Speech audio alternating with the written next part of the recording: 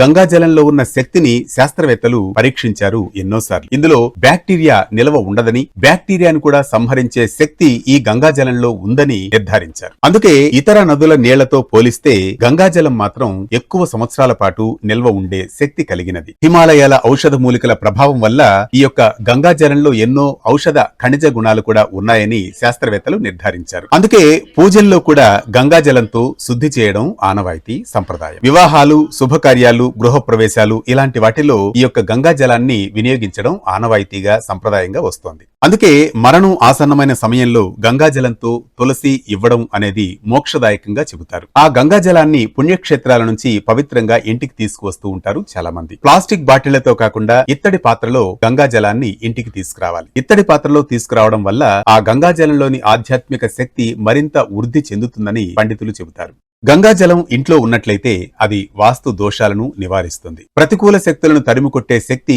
గంగాజలానికి ఉంది. అంతేకాదు, గ్రహణాలు సంభవించినప్పుడు, ఇంట్లో శుభకార్యాలు జరిగినప్పుడు గంగాజలాన్ని సంప్రోక్షణ చేయడం ద్వారా సానుకూలత శక్తి ఇంట్లో పెరుగుతుంది.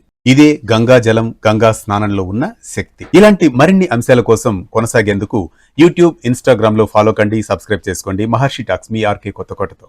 పండుగలు, పరమార్థాల కోసం ఇక మీదట పంచాంగం అవసరం లేదు. ఒక్క యాప్ ఉంటే చాలు, అదే వే2 న్యూస్.